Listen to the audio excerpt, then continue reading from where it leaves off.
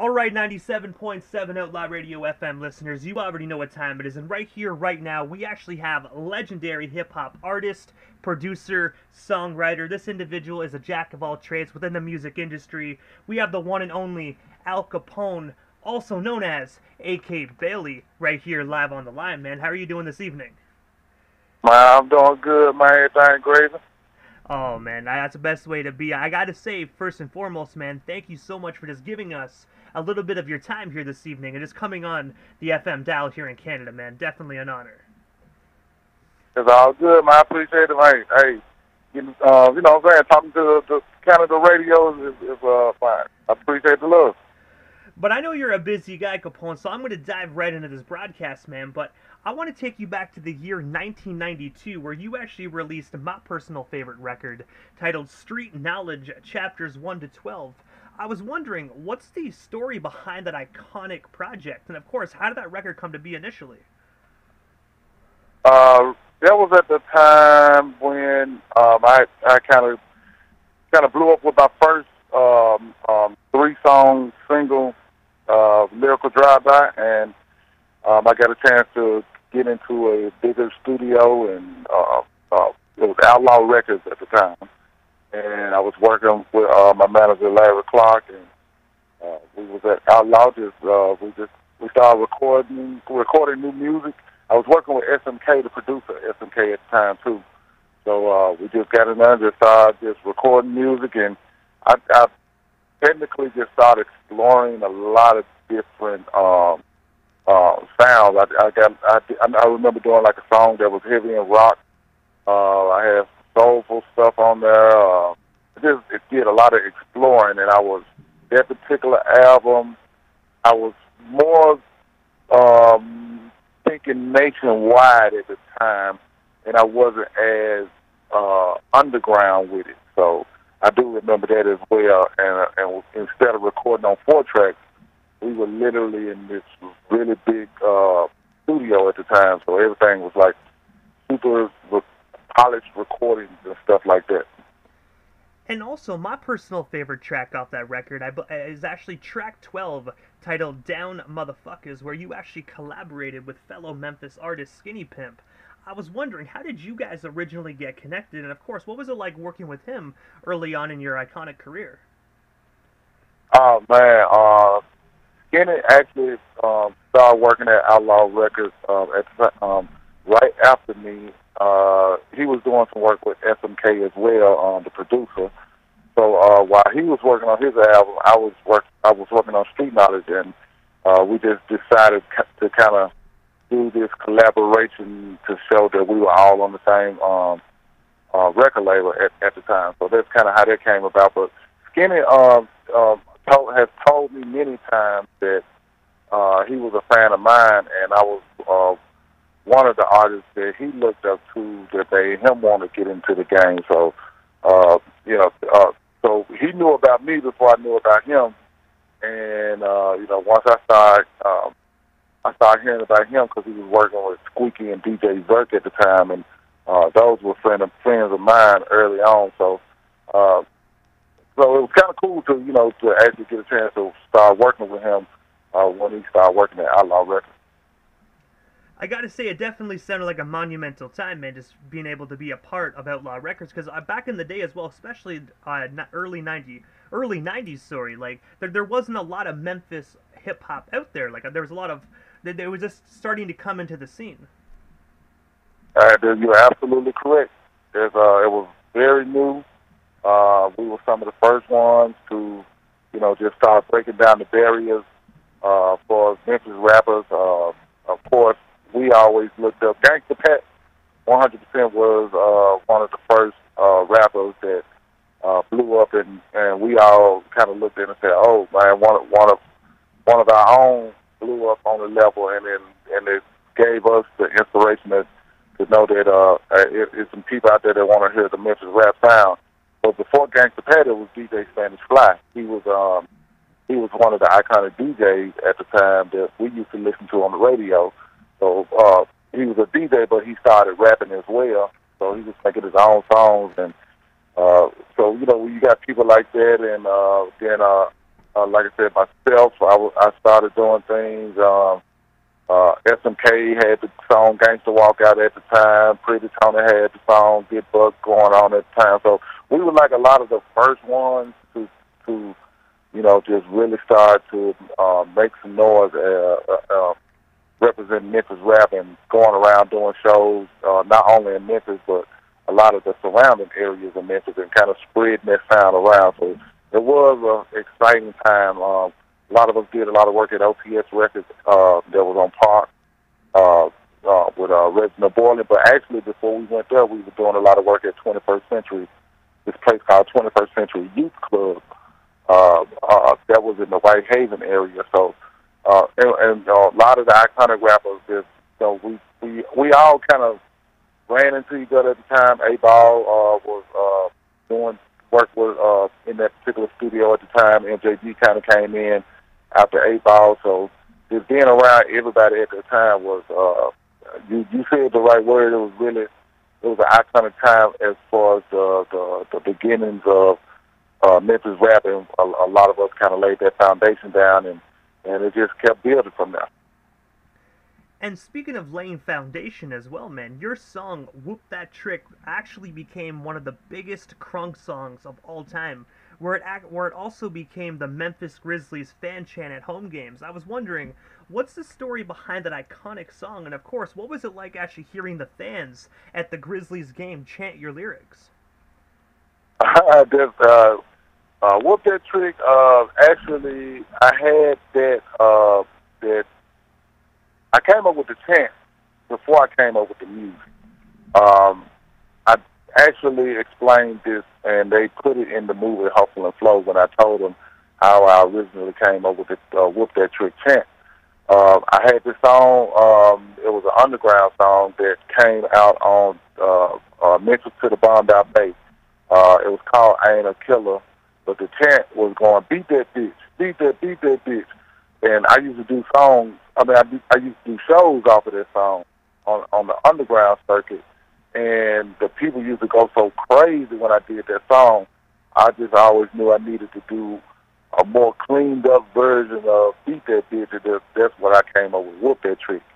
And they kind of took that story and put it in the movie Hustle and Flow when I think Anthony Anderson was trying to get Terrence Howard to come up with a cleaner version of Beat That Bitch, and then they kind of eventually came to Whoop That Trick. But that was really my story in real life, and I told them that, and they put it in the movie. So the chant was, I came up with the chant before the music. I came up with the music one day when I went into a studio, and I was pretty much, honestly, I was angry about something, and I pulled up the keyboard and I started looking for sounds that felt angry, because that's how I felt at the moment, and I wanted to just display how my feelings at the moment. And I finally found that little noisy looking sound that felt like it sounded the way I felt. And from there, I started kind of playing around with a bass line, so I came up with the bass line, and then I added the drums and everything. And once I finished that, that's when I realized, oh, that chant Whoop That Trick that I had would go perfect with this, what I just created musically. And, that's basically how that song really came about. And, of course, in the movie, it blew up in the movie, Hustle and Flow. And years later, the way it became a Grizzlies chant, it was years later. I remember being at a music festival, and I started getting phone calls. It was during the playoffs. A lot of people were calling me and saying, man, you won't believe the whole stadium just started screaming, Whoop That Trick, when the Grizzlies was playing I think they were playing the Clippers at the time. And I didn't believe it until the next game. I think I ended up going to the next game, and I witnessed it. Or I saw like some YouTube clip. It was something I saw, and I was like, oh, shit, they really are screaming Whoop That Trick at the game. I'm like, this. It was crazy because it was this underground song, and for it to, be this chant, at this, NBA game.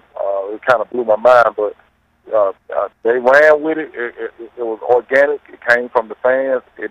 That didn't come from me. The fans kind of adopted that, and from there, they had me at a lot of the games to kind of, boost the fans up to kind of, I guess, give the Grizzlies that extra energy to kind of go and finish winning particular games. So that's kind of how all of that came about. It's really cool to be a part of something, and yeah, to have one of the most iconic crunk songs, lit songs, turned up songs, whatever acronym you want to use, man, it's very cool to be in that category. And when you actually brought up Hustle and Flow a few moments ago, aside from actually that song being in the movie, you actually, from what I read, you actually wrote and produced 3 additional songs for that classic film. And I was wondering if you can actually shed some light on those 3 songs you wrote and produced. And of course, what was it like just working alongside the late great John Singleton? Man, well, first and foremost, the original song that I wrote for Hustle and Flow was the song "It Ain't Over." That's the song where it's got more music and everything to it. That's how I originally got connected with the movie. First and foremost, I knew Craig Brewer. That's the guy that wrote and produced the movie, Hustle and Flow. I knew him years before before John Singleton had anything to do with it. He already had the movie wrote, and we actually met about it like some years before John Singleton came into the picture. So Craig always wanted me to have something to do with the movie. We kind of fell out of contact, and I kind of kept so here and there I would periodically reach out to him just to speak and check on him, and I just so happened to call him some years later, and that's when he let me know that John Singleton was gonna work with him on the movie, and John was about to fly to Memphis from L.A. to work with 3-6 Mafia, because 3-6 Mafia had worked with John Singleton on Baby Boy. They had did the Baby Mama song, so he had some history with working with 3-6 Mafia, so he was going to come to Memphis to work with them on some music for Hustle and Flow. Of course, they did Hard Out Here for a Pimp. But Craig wanted John to come. Craig called us. When I talked to Craig, he said he wanted me. They were looking for the theme song for Hustle and Flow, and he was going to get John Singleton to come by the studio to if I can come up with something. So I said, yeah, definitely. So he had Terrence Howard give me a call, and me and Terrence Howard talked about what the character was about, and he told me, we just had a long conversation about a lot of different things. And when I got off the phone with Terrence Howard, I actually wrote the song "It Ain't Over" for me, the Hustle and Flow theme song. And once I went to the studio to record it, John Singleton and Craig came to check it out. And when they heard it, they said it was perfect for the theme song that they was looking for. Now, when they was realized that that's the song that they wanted to use, I had already recorded Whoop That Trick. That was my personal song, and I recorded a song called Get Punk, Get Buck. That was another one of my personal songs. So I was playing a CD with my music on it while they were talking after they realized that they wanted to use It Ain't Over. And once they heard Whoop That Trick, like in the background, John Singleton, I remember him stopping saying, whoa, what's that right there? And I was like, oh, that's one of my songs. I'm working on my new underground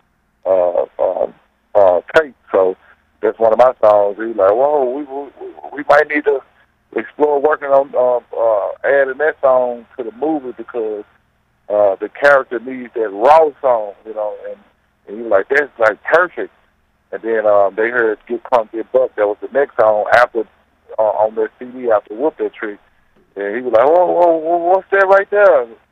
I'm like, well, there's another one of my songs on this underground tape that I'm about to release. And we need to talk to you about that too, but we can keep that as your song. So if you remember in the movie Hustle and Flow, there was a scene where everybody was at the Crystal Palace skating rink, which was a popular skating rink here in Memphis, where a lot of the rappers did shows. So a lot of people locally came to that skating ring, and it was just a super popular skating rink. And in that particular scene on Hustle and Flow, they would play Get Crunk, Get Buck. And actually, it was a DJ, Boogaloo, that was speaking, and he actually said, yo, this is Al Capone, Get Crunk, Get Buck. And they ended up playing that song. But anyway, that song got in the movie. So those were the three songs. It Ain't Over was the song that initially I wrote and produced for Hustle and Flow specifically, and that's what got their attention. And after they heard those other two songs, Whoop That Trick and Get Crunk, Get Buck, that's when they said they wanted to work with me to use those songs in the movie too. So that's how I ended up with three songs in the movie. And also as well, while we're actually on the topic of you writing songs and being a songwriter, you are also the co-writer for E40's track You and that's actually featuring TPain. I was wondering if you can tell us a bit more about that iconic song, and of course, what was it like just co-writing alongside with Bay Area legend E40? My number one, E40 is man, I look up to him. He's a mentor. He's a good friend. You know, E40 has done major things for years, you know, as an independent artist, as an independent record label. So I ended up working with E40 because, and this is before You and That and all of that happened. I started working with E40 because E40 saw that I was doing a lot of independent work on my own. And he initially, we're talking about like around 1999, around 98 or 99, around that time. He was working on a compilation called Southwest Riders with Be Legit. And that's when he got a lot of the underground artists out the South, and they got a lot of artists, underground artists out of the West Coast to all come together on this particular compilation. So E40 actually called me one day because he had heard that I was doing a lot of stuff underground and independent, and asked me could I put a song on that particular compilation. I almost didn't believe it was E40, but his voice is so distinctive. It was your first thought is, damn, I know E40 ain't calling me. And the more he talked, you like, this fucking E40, because nobody else talks like this. So we developed a relationship, you know, like years before, and I ended up working with him, working with him as an artist on his Sick With It label, and we did some work together for an album, and so we always kept a good relationship, yes, way before all of that. But at some point, he was working with Lil Jon in Atlanta on the My Ghetto Report Card album, and I was in the studio hanging with him and Lil Jon. So Lil Jon came over to beat, and they were looking for somebody to sing on that particular song, but they didn't want nobody that was popular. And I was a fan of TPain at the time. TPain, I think, at the time only had the song "I'm in Love with a Stripper." He hadn't became as the song was popular, but he wasn't as big as a name. The song was popular, but I actually bought his album, Rapper Turned Singer, and the album was so dope to me. It was like one of the way he used the 808s and he was singing. I was like, man, this album is amazing, but I didn't know too many people that was up on it like that, the whole album.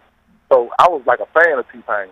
And so when we were in the studio, Lil Jon came up with the beat to You and That. Lil Jon was trying to figure out what singer to use. And I'm the one that said, man, I think y'all should use TPain because nobody really was using him on hook at the time. I think Nate Dogg was the hook go-to person at the time. So yeah, I mentioned, I was like, man, y'all should use TPain.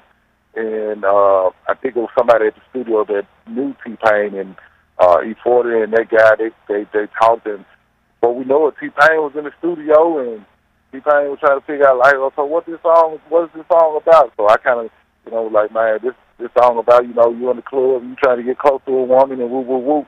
And you know, from there it was born.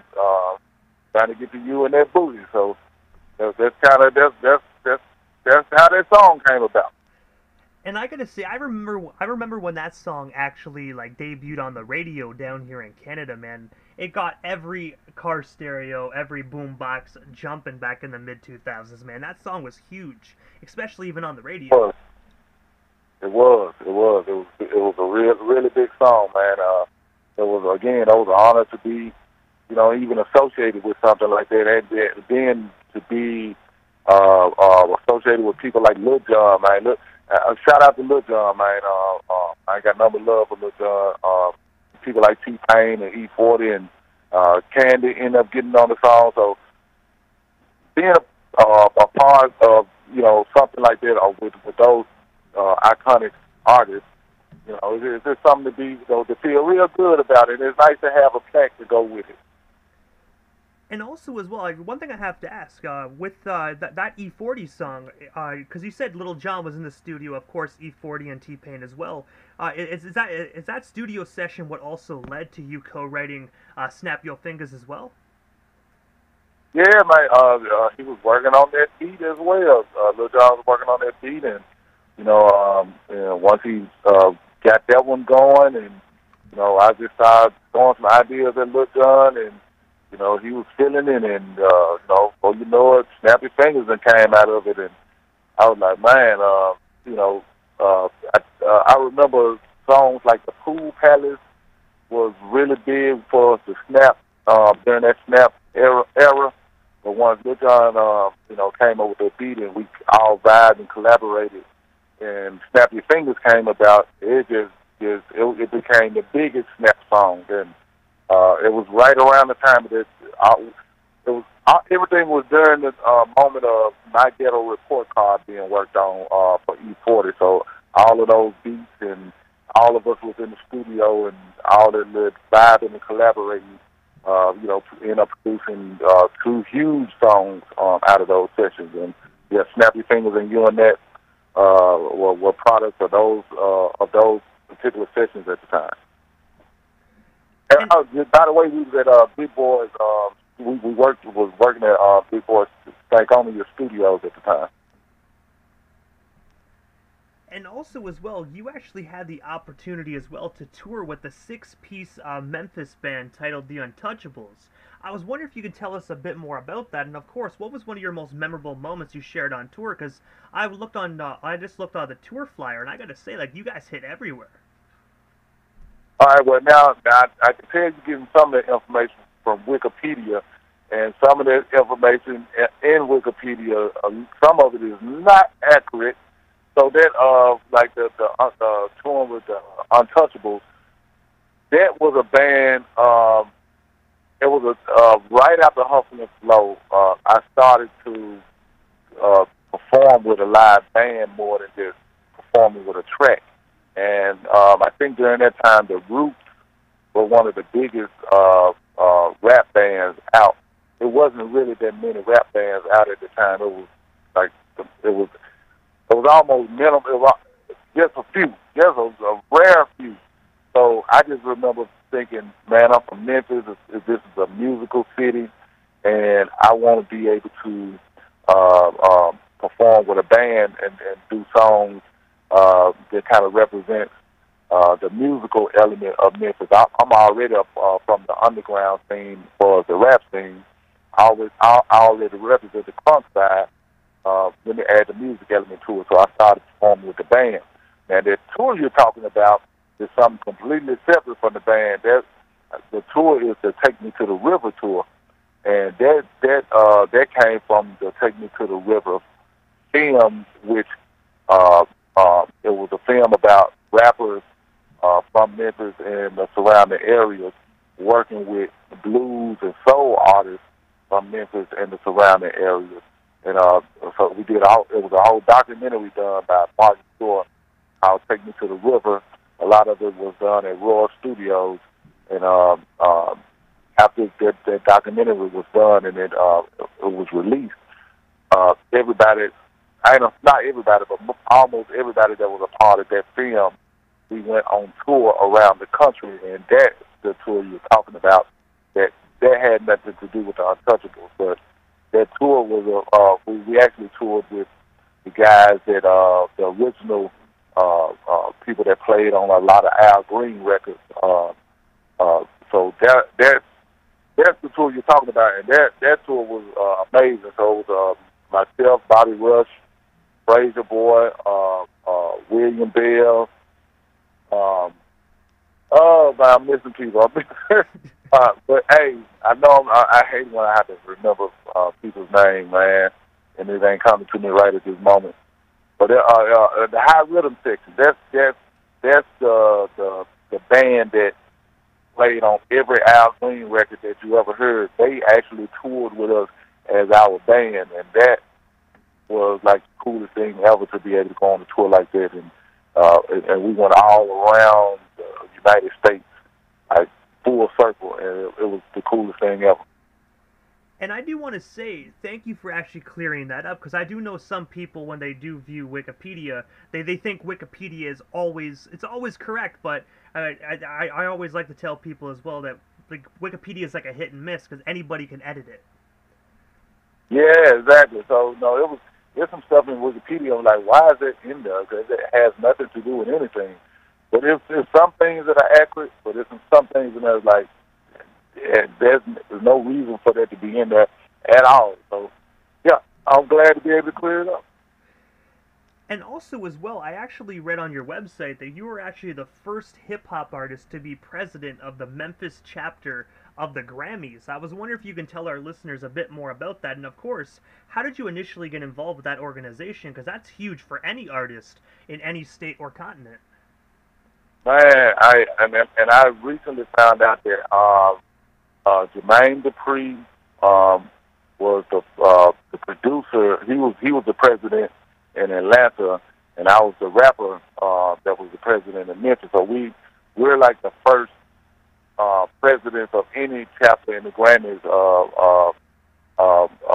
Anybody that's dealing with hip hop, we're the first to ever be in that club. So, man, basically, we have a chapter here in Memphis, and I was kind of first I became a member, and then I started going to some of the meetings, and once I started going to the meetings, I just started kind of getting into what they were about, and I realized a lot of people in Memphis didn't know that we had a chapter, a Grammy chapter in the city. So I actually started doing my thing to help spread the word, and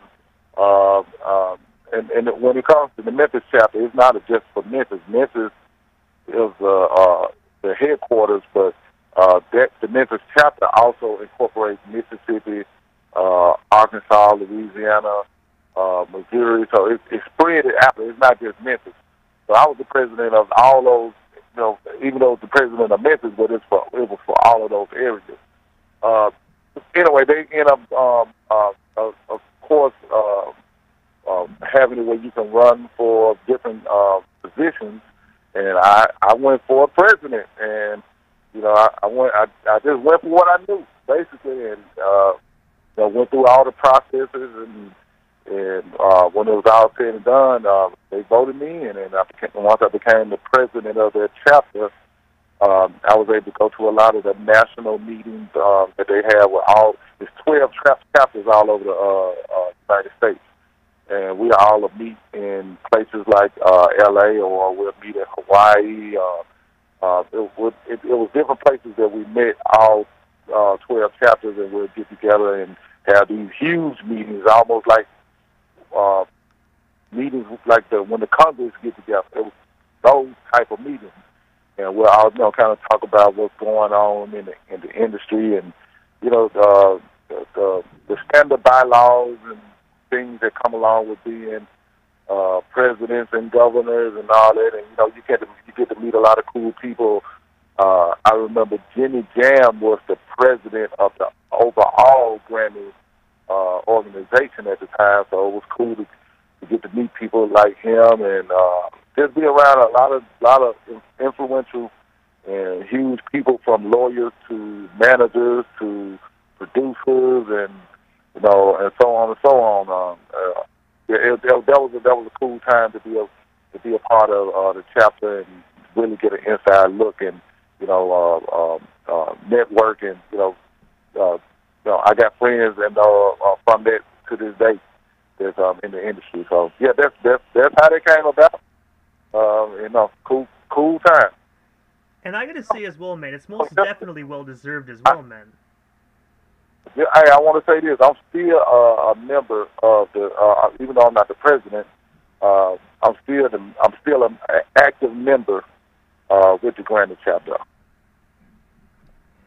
And also as well, just last year, November 5th, you actually released the album HipHop Blues under the name A.K. Bailey. I was wondering if you could shed some light on this recent release, and of course, where can our listeners actually purchase themselves a copy today if they haven't already done so?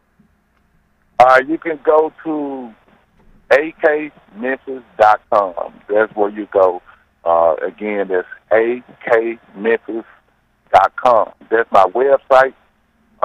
And when you go there, it's going to be a banner. That's going to be the first banner you see on the website. And it should be something to direct you to. You'll see a banner that says HipHop Blues, A.K. Bailey. And it should be something that says, click on this and it'll take you to where you can actually purchase the HipHop Blues album. But the website, if you scroll down the website, you'll see a lot of pictures of me. And during the hustle and flow times, you scroll down some more, you'll see different videos and stuff like that. So it's the overall website, akmemphis.com. But again, that it's going to be a banner at the very top that should direct you to how to get to the HipHop Blues album. And basically, the HipHop Blues, I just wanted to do, again, I'm from Memphis, and Memphis is considered the home of the blues. The Delta, Mississippi Delta, is where a lot of those blues artists, where they came from, and then they came to Memphis to actually make it in the industry. And some of them end up migrating to Chicago. That's why you got a lot of Chicago blues. But being from Memphis and what's considered the home of the blues, I just realized, man, it was time to do a full collaboration of, the Memphis rap sound and blues all together. So yeah, I did that particular album and released it, and it did very well for me. And I've been doing. Actually, I just performed at Bobby Rush. If a lot of people don't know who Bobby Rush is, he's a legendary blues artist. Look him up. His name speaks for itself. Again, his name is Bobby Rush. I just did his birthday party last night here in Memphis, and I performed one of those blues songs at his birthday party, and they loved it. And so it's kind of cool to be able to just represent Memphis rap and also add that blues element to it, and to kind of show that it's all basically Memphis related, and it's pretty cool to be able to do both genres and bring it together. And I do it with the live band still. I still perform with a live band, and the vibe is amazing. Just all I can say is a amazing vibe, man. Once y'all listen to the album, and I'm still working on new songs as we speak. So I'm gonna have a new batch of hip-hop blues songs coming soon. Now, A.K. Bailey, that was, at the time, I didn't want to release it as Al Kapone because it was so new and it was so different. I didn't want to, I was like, man, I'm going to confuse people if I release this under Al Kapone. So I was like, man, let me think of something. I was like, okay, A.K., of course, that's for Al Kapone, and Bailey is my real last name, so that's where the A.K. Bailey came from. But I'm at a point now, I'm pretty comfortable with keeping it Al Kapone, so the next project probably going to come out as Al Kapone, because I don't feel like even going through trying to brand and get people to try to explain to them who A.K. Bailey is. Most people know who Al Kapone is as a rapper. Of course, not the iconic Chicago gangster, but the rapper Al Kapone, spelled with a K. Most people know who that is, and I just figured it's time to go ahead and just keep it all under the same umbrella. So you're going to hear a lot more HipHop Blues records from me. But in the meantime, go to akmemphis.com. Click on that banner with the blues album, and it'll take you to where you can listen to that album and keep listening out for more music for as rap and blues go. I think I did a good job of blending both of them. So yeah, be on the lookout for more music from me. And I gotta say as well, I remember when that record actually dropped last year. I actually snagged my copy over there on Bandcamp, and one of my favorite songs on that is actually "Drunk as a Skunk." Hey, that's why I love that record too. The thing about that record is like you said, it's called "Drunk as a Skunk," and we really was getting drunk in the studio. Me and one of my friends, Cody Dickerson from the band North Mississippi All Stars. They're huge in their own right. And we just did a show together about a couple of weeks ago in Memphis on Beale Street. Me and Cody Dickerson from the North Mississippi All Stars, we were in the studio just hanging out and vibing on like some bluesy type records, and we were getting drunk, and Cody had started playing the little riff that's on that song, and I just started humming "Drunk as a Skunk," and we were just laughing and having fun. Before we know it, we came up with that song, and I just started putting lyrics to it, and we recorded all that whole song that night, drunk as a skunk. We was really drinking and getting drunk, and it all translated in that record. So that's why it sounds the way it sounds. It sounds fun and like people having drinks as they're working on it. And that's I'm glad you did that one. That was a fun record. I'm gonna say one more thing about that record. If anybody knows about when Eazy-E did, what was that song he did? Where he was singing. I can't think of the song. But Eazy-E, who normally raps, he did this one song where he kind of sung. We did I'd Rather Be With You from Bootsy Collins. He did I'd Rather Fuck You, but he was singing. Of course, we know he can't sing, but it was so cool the way he did it. This kind of was a little inspirational, Drunk as a Skunk too. I was like, man, I'm gonna kind of do singy like rapping the way Eazy-E did with that when he redid the Bootsy Collins song. So that's why I kind of got that little singy vibe to it too. That's another fun tidbit about that particular song. But I have to ask, man, what is next for yourself, Al Kapone? Because I know you have such an extensive career that we only touched base on like maybe 2% of it this evening. But I have to ask, man, is there anything we happen to miss? Anything else you still want to talk about or promote? Well, we still got you here live on the radio station airwaves this evening. Man, I just want to say, again, be on the lookout for more HipHop Blues records that I've been working on. I also have soulful records, rap soulful records, because, again, I'm from Memphis. A lot of soul music was recorded here, from Stax Records to High Records. So I want to represent that particular element. Then I guess this is my crazy diversity. I haven't got like rap rock songs because we have studios here like Sun Records. They did a lot of the rock songs.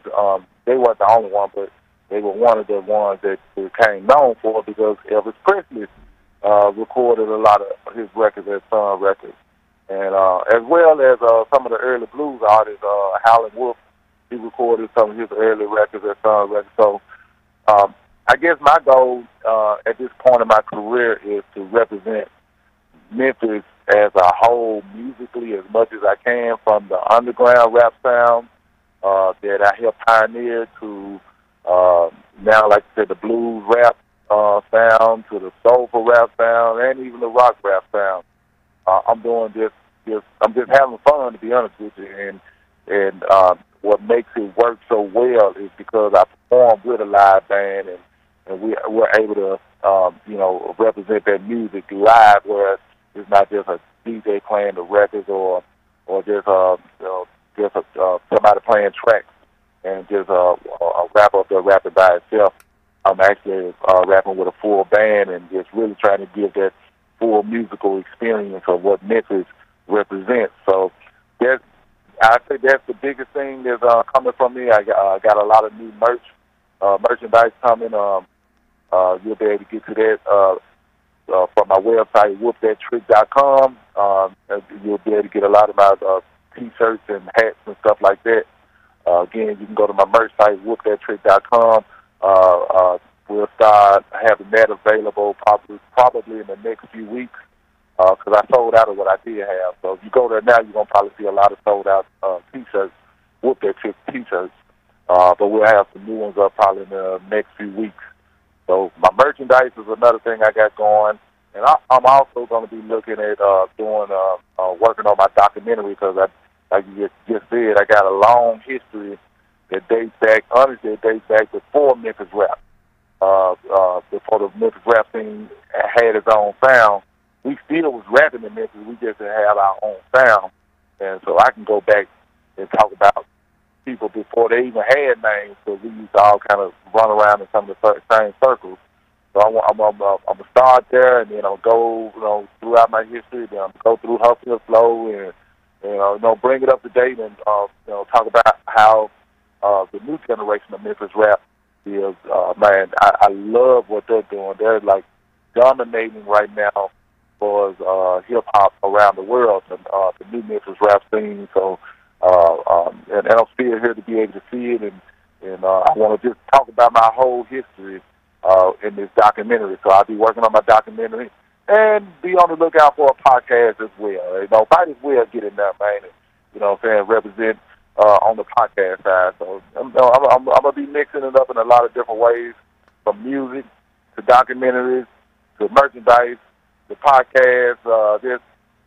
Keep in touch with me on akmemphis.com. I'm always just going to, a lot of times I'm going to update a lot of stuff through that. You can get to my social media through akmemphis.com too. You'll see the Instagram icon, the Facebook icon on that website.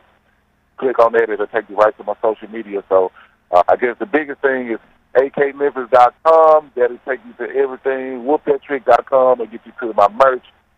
Keep up with me, and I'm still here, and I'm loving what I'm doing. I'm having probably more fun than ever, and and I got more amazing music, pioneering type of music that I think the world is gonna love. So stay tuned. Stay tuned to Al Kapone, Al Capizzi, oh boy.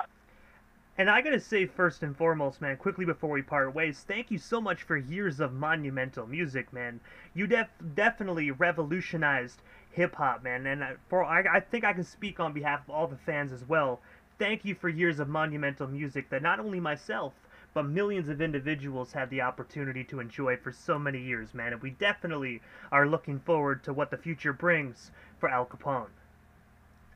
Man, I appreciate the love again, man. Shout out to Canada, man. Much love to everybody out there in Canada. Much love to everybody worldwide that's listening. Man, I appreciate y'all love and support.